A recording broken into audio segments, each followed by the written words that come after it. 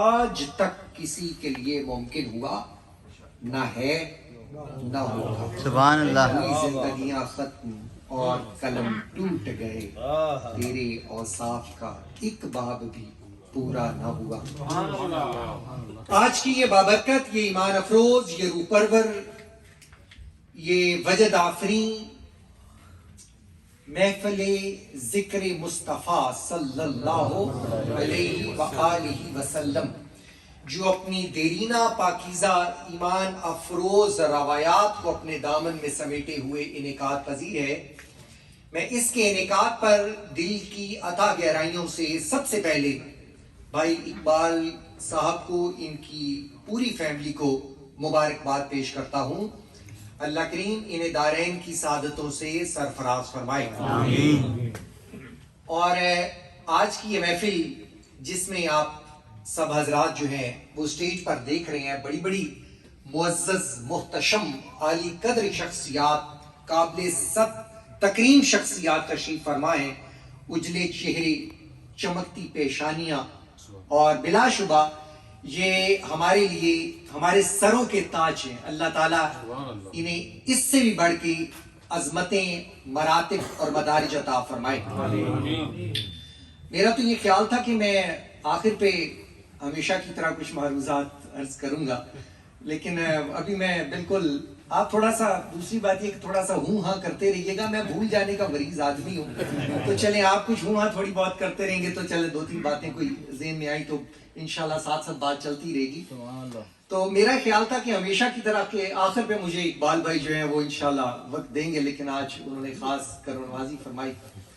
نعت کا ماحول بنا ہوا تھا تو میں تو چاہ رہا تھا کہ نعت چلتی رہتی, تو میں نے قرآن پاک کی آیہ مقدسہ آپ کی سماعتوں کی نظر کی. میرا خیال نعت پہ ہی بات کر کے, کیونکہ ہم نے پھر واپس نعت کی جانب لوٹنا ہے, تو نعت پہ ہی چند منٹ کی بات کر کے ہم واپس میں مائک جو ہے وہ دیتا ہوں, تاکہ میں نہیں چاہوں گا کہ تاخیر ہو جائے.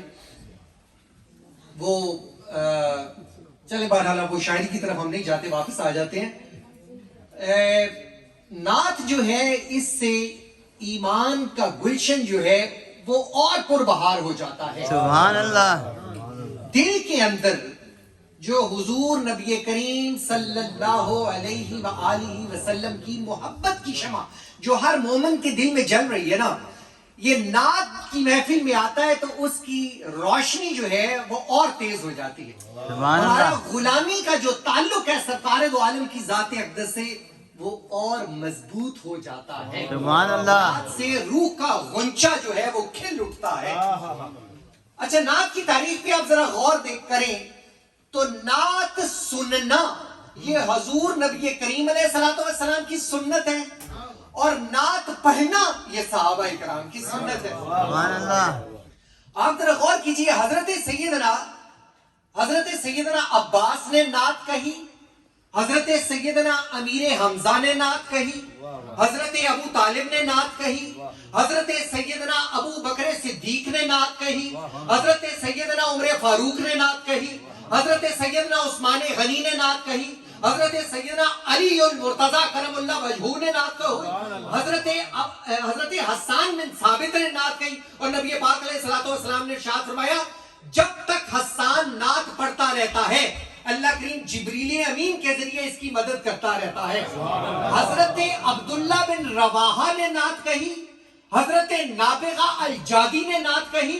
اچھا سنیے, جب یہ نعت پڑھ رہے تھے, نعت پڑھ کے ممبر سے نیچے اترے, نعت پڑھ کے ممبر سے اترے نیچے, ذرا ان کی بلند بختی اور خوش قسمتی دیکھیے, چشم تصور سے ذرا اس دور کو دیکھیے. یہ ممبر سے نیچے اترے تو سرکار دو عالم نے ید اللہ فوق ایدیہم کی عظمت والے دونوں ہاتھ ان کے گالوں پہ رکھے, چہرے پہ رکھے, اور کہا, نابغہ اللہ تیرے چہرے کی رونق کو سلامت رکھے. آمین. حضرت نابغہ الجادی کی عمر مبارک کافی ہوئی ہے, طویل عمر ہوئی ہے.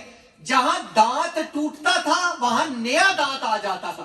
جس طرح آسمان سے اولے نہیں آتے سفید رنگ کے, اس طرح سفید دانت ہوا کرتے تھے, اور گفتگو فرمایا کرتے تھے تو یوں لگتا تھا ماحول میں اجالا ہو گیا, ماحول منور ہو گیا. اور اکثر کہا کرتے تھے کہ اس میں میرا کوئی نہیں کمال, یہ مصطفیٰ کریم کی نعت کا کمال. سبحان اللہ. آگے بڑھیے. حضرت کعب ابن زہیر نے نعت کہی. جب ممبر سے نیچے اترے تو سرکار دو عالم نے انہیں اپنی چادر مبارک عطا فرمائی. حضرت کعب ابن مالک نے نعت پڑھی, اور جب انہوں نے نعت پڑھی پھر ان کا یہ اعزاز بھی ہے ایک اور بھی کہ نبی پاک علیہ الصلوۃ والسلام کونین کا تاجدار ایک مرتبہ ان کے گھر تشریف لے گئے, انہوں نے اپنے گھر میں کھڑے ہو کے حضور کی نعت پڑھی. آگے چلیے, حضرت سواد بن قارب نے نعت پڑھی. یہ یمن کے رہنے والے تھے. میں بہت کم وقت میں آپ کو تاریخ بتا رہا ہوں جتنی ہے میرے ذہن میں آ رہی ہے. حضرت سواد بن قارب رضی اللہ تعالیٰ یہ یمن کے رہنے والے تھے, یہ ہندوستان گئے ہوئے تھے. وہاں پر ان میں خواب میں بشارت ہوئی, اپنی ان آنکھوں سے نبی پاک علیہ الصلوۃ والسلام کے چہرہ اقدس کو نہیں دیکھا تھا. انہیں خواب میں بشارت ہوئی, انہوں نے مکہ شریف کی طرف سفر شروع کر دیا. جب مکہ شریف کے قریب پہنچے تو یہاں آ کے پتا چلا کہ کونین کے تاجدار تو ہجرت فرما کے مدینہ منورہ تشریف لے گئے. یہ مدینہ منورہ آئے. اچھا, راستے میں یہ کیا کر رہے تھے؟ راستے میں اب نبی پاک علیہ الصلوۃ والسلام کو ان آنکھوں سے دیکھا تو نہیں تھا, لیکن جا تو رہے تھے شوق سے و رفتگی کے عالم میں. انہوں نے حضور علیہ الصلوۃ والسلام کی نعت کہیں سفر میں چلتے ہوئے. اچھا, مسجد نبوی شریف میں گئے, نبی پاک علیہ الصلوۃ والسلام کی نظر پڑی, بزم سجی ہوئی تھی, آ کے اسلام قبول کیا. ابھی بیٹھے تو سرکار دو عالم نے فرمایا سواد وہ نعت تو سنا جو رستے میں دی. اب حضرت سواد جو ہے نبی پاک کریم علیہ الصلوۃ والسلام کے چہرہ اقدس کو دیکھتے اٹھ کے کھڑے ہو گئے, آنکھوں سے آنسو بہنے لگے, اور وہ نعت جو رستے میں کہی تھی وہ سنا رہے اور سنا رہے ہیں اور سناتے چلے جا رہے ہیں نعت. حضرت عمر فاروق رضی اللہ تعالیٰ عنہ جو عظیم الشان شخصیت ہے, اپنی شخصی وجاہت کے حوالے سے, اپنے نظم مملکت کے حوالے سے, وہ اکثر اپنے دور حکومت میں حضرت سواد سے کہتے کہ سواد ذرا آؤ مسجد نبوی شریف میں, اور لا کے ان کو بٹھا کے کہتے ذرا وہ نعت تو سنا جو تو نے سنائی تھی سرکار دو عالم نے سنی تھی. وہ نعت سنا کرتے تھے. حضرت سراقہ بن مالک نے نعت کہی. اور پھر آگے چلیے, ام المومنین حضرت سیدہ عائشہ صدیقہ رضی اللہ تعالی عنہ آپ نے نعت کہی. حضرت سیدہ کونین حضرت فاطمہ الزہرا سلام اللہ علیہ رضی اللہ تعالی عنہ آپ نے نعت کہی. حضرت آقا حضرت ام معبد نے نعت کہی, اور حضرت شیما نے نعت کہی جو نبی پاک علیہ الصلوۃ والسلام کی رضائی بہن ہے, انہوں نے نعت کہی. یہ نعت سننا یہ نبی پاک علیہ الصلوۃ والسلام کی سنت ہے. آپ کو ذرا اور آگے کو بات بڑھا لیں, آپ سے کوئی کہے کہ آپ کو ان محافل سے ملتا کیا ہے, تو ایک چھوٹا سا ایک فائدہ بتا کے پھر آگے بڑھتے. اس کے بے انتہا فائدے ہیں. آپ میں سے کتنے لوگ ہیں جنہوں نے رومی کی, جامی کی, سعدی کی کتابوں کو پڑھا ہے, شاعری کو پڑھا ہے؟ کتنے لوگ ہیں؟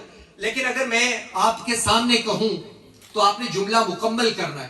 بالغ العلا بکمال نہیں, حسنت کشفت دجا بجمالہ, حسنت جمیع خصالہ, صلو علیہ وآلہ. یہ جو چھوٹے چھوٹے بچوں کی زبان پہ ہے نا, میں نے تو تھوڑا تھوڑا پڑھتا رہا نا, صاحب پڑھتے رہے, جو چھوٹے چھوٹے بچوں کی زبان پہ نعت آ جاتی ہے نا نبی پاک علیہ الصلوۃ والسلام کی, وہ کیوں آ جاتی ہے؟ وہ اس محفل ذکر پاک کی وجہ ہوتی ہے. اور یہ بہت بڑا ذریعہ ہے کس کا؟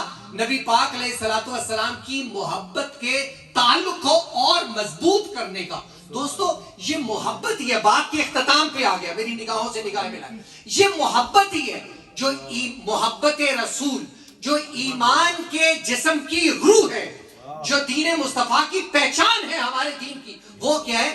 نبی پاک علیہ الصلوۃ والسلام کی محبت. آپ جو ہیں, آپ فلسفہ دانوں کے پاس چلے جائیں, کوئی فلسفہ دانوں کے پاس چلا جائے اور انہیں جا کے کہے کہ اے فلسفے والو آپ بتاؤ ہم کس سے محبت کریں, تو فلسفے والے کیا کہیں گے؟ کہیں گے اشیاء کی حقیقت سے محبت کرو. یہی کہیں گے نا. مناطقہ کے پاس کوئی چلا جائے اور کہے منطقیو آپ بتاؤ کس سے محبت کریں, وہ کہیں گے علم الکلام سے محبت کرو. آپ اٹھ کے آ جائیں, آپ تجارت کرنے والوں کے, تاجروں کے پاس چلے جائیں, اے تاجروں تم بتاؤ کس سے محبت کریں, وہ کہیں گے تجارت سے محبت کرو. آپ زمینداروں کے پاس چلے جائیں, ان سے کہیں کس سے محبت کریں, وہ کہیں گے کاشتکاری سے محبت کرو. آپ کاروبار والوں کے پاس چلے جائیں, وہ آپ کو کاروبار کے گڑ بتا دیں گے کہ اس سے محبت کرو. آپ انہیں بھی چھوڑ دو, آپ اس کے بعد گھر آ جاؤ اور آ کے سوچو کہ ہر ایک نے اپنی اپنی پسند کی چیز بتائی. آپ دامن پھیلاؤ رب کی بارگاہ میں, کہو رب العزت تو نے ہمیں بنایا ہے, تو ہمارا مالک ہے, تو ہمارا خالق ہے, بتا ہم کس سے محبت کریں. تو حریم کبریا سے آواز آئے گی, تم اس سے محبت کیوں نہیں کرتے جس سے میں رب ہو کر محبت کرتا ہوں. کچھ لوگ ہوتے ہیں جن سے گھر والے محبت کرتے ہیں, پھر کم تعداد ہوتی ہے جن سے دوست احباب عزیز و اقارب محلے والے محبت کرتے ہیں, اور کچھ دوست پھر ایسے کچھ لوگ ہوتے ہیں جن سے پورے علاقے والے محبت کرتے ہیں, اور پھر بہت تعداد ایسی ہوتی ہے جن سے دیس والے, وطن والے, پورے ملک کے لوگ محبت کریں.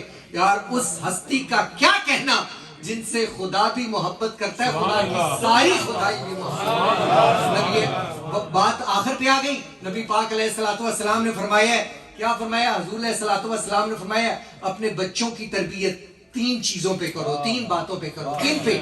انہیں نبی پاک علیہ الصلوۃ والسلام کی محبت سکھاؤ. اپنی اولاد کی تربیت جو ہے نا, انہیں اپنے آقا و مولا کی محبت سکھاؤ, ان کے دلوں میں پیدا کرو محبت حضور علیہ الصلوۃ والسلام کی. انہیں حضور علیہ الصلوۃ والسلام کے اہل بیت اطہار کی محبت سکھاؤ, انہیں قرآن مجید سے محبت کرنا سکھاؤ, اور ان سے یہ ماں اور باپ دونوں کا فرض بنتا ہے کہ اپنے بچوں کی, اور اس ماحول میں تو یہ آپ کی جو ذمہ داری ہے یہ اور زیادہ بڑھ جاتی ہے کہ اس ماحول میں پاکیزہ تربیت کریں ان کی, کہ کل وہ بچے جو ہیں ان کی زبانوں پر درود و سلام رہے. اب جب محافل ذکر میں آئے تو کوشش کیجیے اپنے بچوں کے بھی ساتھ لے کر آئیں. آپ دیکھتے ہیں کتنی مرتبہ ان محافل میں درود پاک پڑھا جاتا ہے, اور جب بچے درود پاک پڑھتے ان کو سلانے لگے تو کوشش کریں کہ درود پاک پڑھتے ہوئے ان کو سلائیں, اور جب بچے اٹھیں تو درود پاک پڑھ کر انہیں اٹھائیں. گھر میں ماحول جو ہے اس کو پاکیزہ بنائیں, آنے والی نسل جو ہے اس کا خیال کریں. میرے چونکہ خانقاہی پس منظر ہے نا, حضرت بابا فرید رحمت اللہ تعالیٰ نے ایک مرتبہ اپنی والدہ کے پاس آئے اور آ کر کہنے لگے اللہ کریم کا کتنا شکر ہے, اور اللہ تبارک و تعالیٰ کا میرے پہ بہت بڑا کرم. کہا کس بات پہ؟ کہا میری کبھی نماز تہجد قضا نہیں ہوئی, کبھی مجھے یاد نہیں پڑتا کہ میری نماز تہجد قضا ہوئی ہو. والدہ نے کہا کہ بالکل یہ اللہ کریم کا بہت بڑا فضل ہے. کہا مجھے بھی یاد نہیں پڑتا کہ میں نے کبھی درود و سلام درود پاک پڑھے بغیر تجھے سلایا ہو, مجھے بھی یاد نہیں پڑتا کبھی میں نے تجھے وضو کیے بغیر دودھ پلایا ہو, مجھے بھی یاد نہیں پڑتا کہ میں نے رب کا ذکر کیے بغیر کبھی تجھے بیدار کیا ہو. دوستو یہ آج کا پیغام ہے کہ اس ماحول میں بچوں کی پرورش کریں.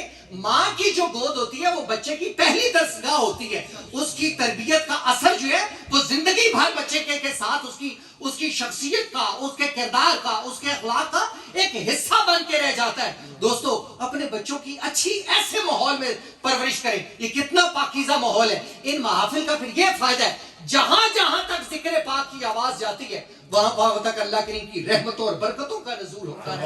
گھر جو ہیں جن میں اللہ اور اس کے حبیب کا ذکر ہوتا ہے وہ گھر جو ہیں وہ پھر آفات سماوی سے محفوظ رہتے ہیں, وہ بلیات ارضی سے محفوظ رہتے ہیں, اس کے مکین جو ہے وہ بری نگاہوں سے محفوظ رہتے ہیں. اللہ تعالیٰ اقبال بھائی کو عمر خضر عطا فرمائے, اور ان کے گھر میں یہ جو بہار ہے اللہ تعالیٰ اس کو اسی طرح قائم فرمائے. ہمارے علماء دین, ہماری معزز و محترم شخصیات, اللہ کریم انہیں اس سے بھی بڑھ کر عظمتیں عطا فرمائے. میرے سے دورانی گفتگو اگر کسی کی سمع خراشی ہو گئی ہو تو میں دل کی اتھا گہرائیوں سے اس کا معذرت خواہوں. اللہ تعالیٰ آپ سب کو سلامت رکھے, آپ کا آنا قبول فرمائے. وما علینا نعرے تکبیر, نعرے رسالت. ماشاءاللہ اللہ تعالیٰ حضرت کے علم میں, عمر میں مزید برکت عطا فرمائے. ماشاءاللہ نوری محفل پہ چادر تنی, نور کی نور پھیلا ہوا.